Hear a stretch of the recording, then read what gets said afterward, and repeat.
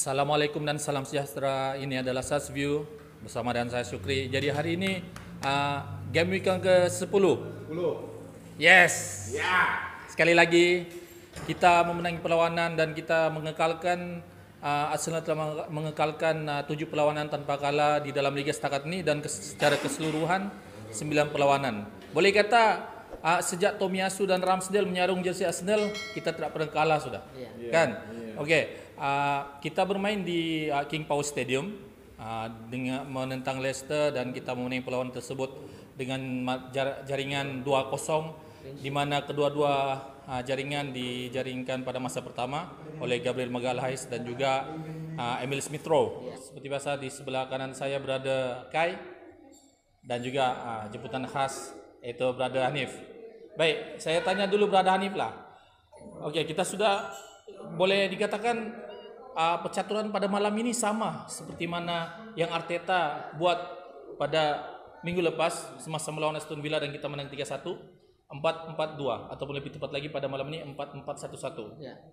Secara overall apa pendapat kau tentang perlawanan dan taktikal baru yang Arteta terapkan dalam skuad Arsenal sekarang? Okey, pertama sekali alhamdulillah syukur kita menang pada malam ni sebab kita bertandang di tempat lawan. Jadi saingan tu akan sengit lah. Tetapi pemain berjaya mengikut taktikal yang sudah diterapkan perlawanan sebelum ni. Cuma ada tekanan sedikit sebab kita bermain di tempat lawan.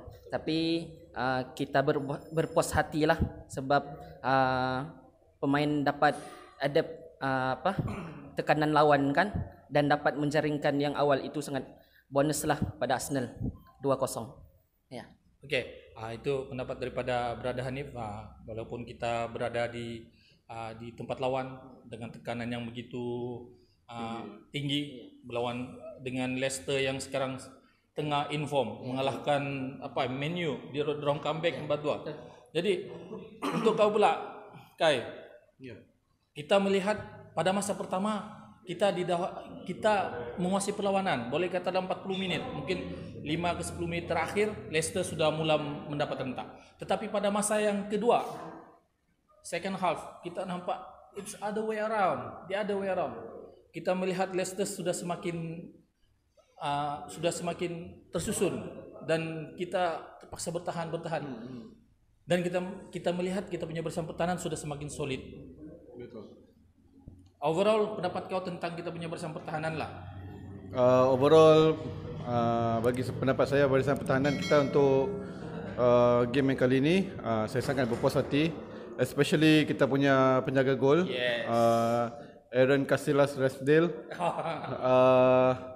Walaupun pada awal ketibaan beliau ke Arsenal kita dapat lihat banyak kecaman kan daripada pemain-pemain Arsenal yang mengharapkan penjaga gol yang lebih berkualiti ataupun berkelas dunia yang datang ke pasukan kita. Tapi alhamdulillah kehadiran beliau dapat merampas posisi penjaga gol nombor 1 Arsenal dan juga mempamerkan konsistensi. Yang itu yang paling penting, konsistensi dalam setiap perlawanan yang dia main,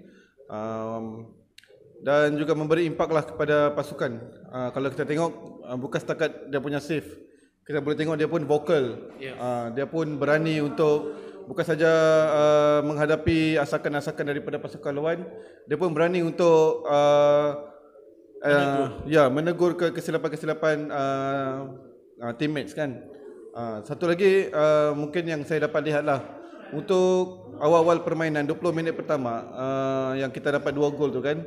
Mungkin pada waktu tu pasukan Leicester masih lagi mencari-cari rentak.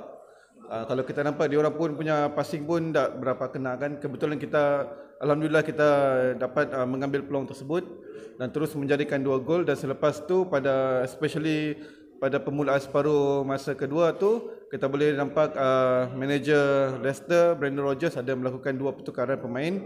So sekaligus menukar taktikal dan mungkin disebabkan itulah permainan Leicester agak lebih tajam berbanding dengan separuh masa pertama. Dan jangan lupa Kai, dia punya good save masa free kick tadi. Betul. Itu berdiri bulu Roma Kai. Berdiri. Dan kalau tengok dari live tadi boleh nampak lah ada beberapa fans Leicester pun Sudah sudah berdiri Ya, kan. Dia orang pun sudah macam ada expect kan. bersorak. Macam kita yang fan Arsenal pun macam risau-risau tu. Saya rasa kalau Ben Leno yang menjaga gawang kita tadi, saya pun rasa macam kena gol tu. Nasib juga Aaron Ramsdale tangan dia panjang sikit kan. Bolehlah dia tepis tu kan. Ya, satu ulasan yang menarik daripada Kai tentang Aaron Ramsdale, panjang berjela. Tentang Aaron Ramsdale sudah dia ulas panjang-panjang nih. Jadi sekarang Leicester sebenarnya ada seorang striker yang profilik, Jamie Vardy, tapi malam ini dia hilang. Pada pendapat saya ini adalah satu tugas yang telah diterjemahkan dengan baik sekali oleh Ben White. Ben White yang menjaga dia. Pendapat kau tentang Ben White? Ada orang cap terlampau mahal untuk seorang pemain daripada klub bawahan. Ya, bagi saya pemain dia kena buktikan kemampuan dia mengikut harga yang dibayarkan. Itu yang pertama lah. Tapi kita nampak Ben White dia ada connection sama Gabriel. Kalau tiada connection, harapkan Gabriel je memang apalah. Itu yang menjadi keutamaan lah kepada Ben White. Dia ada communication antara semua defense kan. Itu yang menjadi best lah kepada kita punya defense sekarang. Ada kalau contoh Tomiyasu sudah hilang daripada posisi dia, kita ada backup dengan Ben White. Dulu kalau partner di tengah tu tidak ada connection, kita nampak satu orang je yang hidup. Itu yang menjadi masalah lah kepada kita. Tetapi tim lawan tidak boleh ambil mudah sudah dengan kita punya defense. Sebab kita ada sudah back four yang sangat solid. Sebab kalau kita tengok walaupun ketiadaan Tenny, kita ada Tavares yang boleh bawa bola ke depan, overlap bola, dan dia pun seorang player yang memang kaki shooting. Itu yang kita dapat best lah.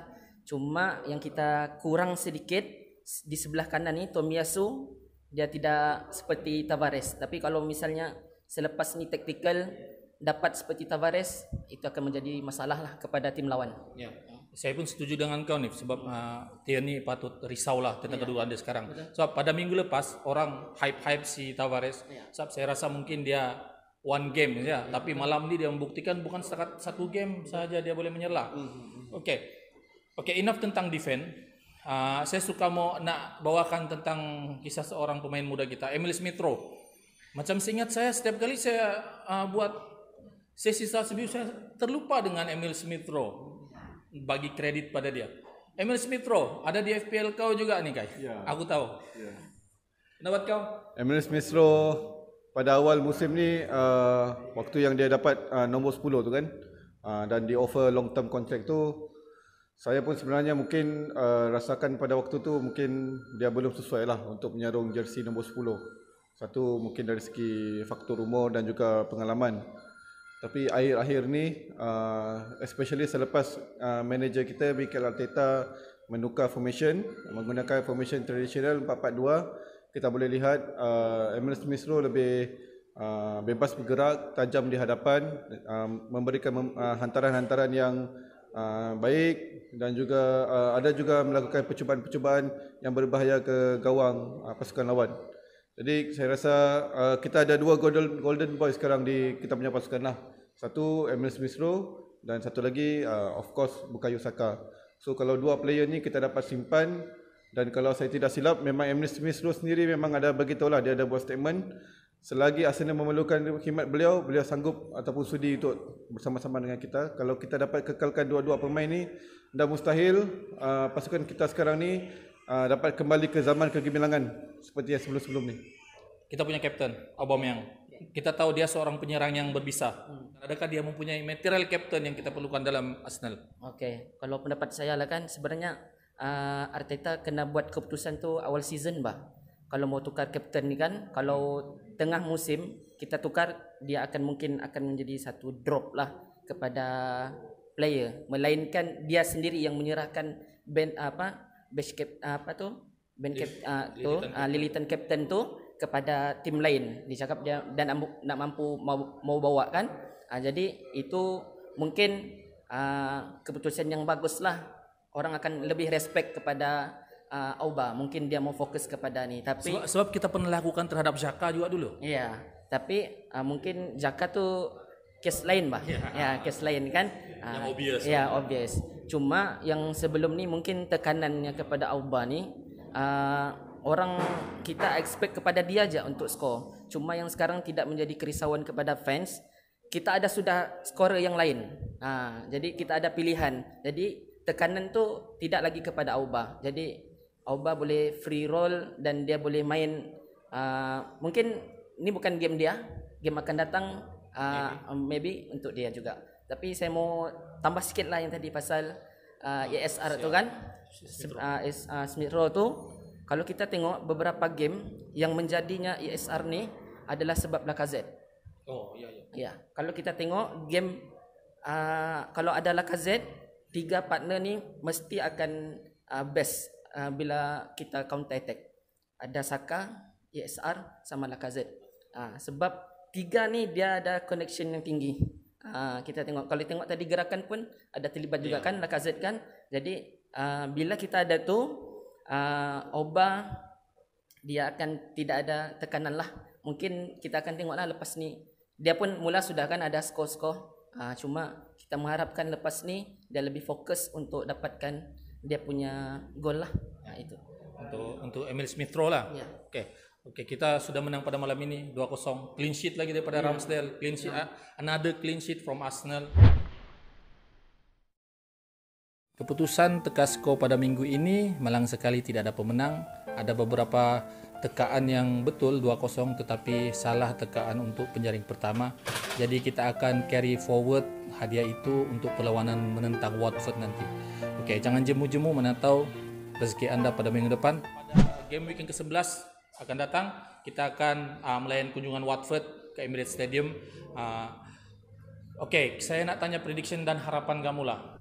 Prediction saya sudah semestinya menang lah. Another 3 points. Saya harap kita dapat kekalkan konsistensi, momentum bertemu dengan Watford. Sebab keputusan bertemu dengan Watford akan menentukan motivasi player-player kita untuk bertemu dengan Liverpool game seterusnya.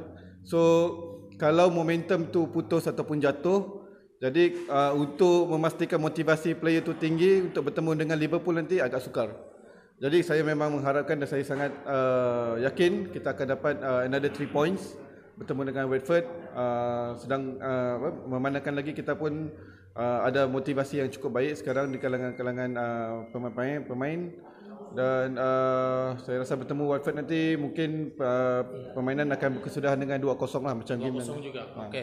Kau ni Watford? Saya target 3-0. 3-0. 3-0. Ambitious. Ya, sebab kita main di tempat sendiri. Betul. Dan kalau kita tengok player malam ni tiada yang injured. Jadi kita boleh clean sheet dengan 3-0. Okey, daripada Hanif 3-0. Wan lagi. Wan kena muncul ni minggu depan. Daripada Akai 2-0. Saya pun 2-0. Baik, itu saja daripada kami. Jangan lupa subscribe channel SAS TV untuk mengikuti update-update daripada kami sama SAS View, SAS Cerita ataupun apa-apa program yang akan kami lakukan untuk kami jadikan konten dalam SAS TV. Okey, itu saja daripada Brother Kai, daripada Brother Hanif dan saya Syukri. Jalan terus.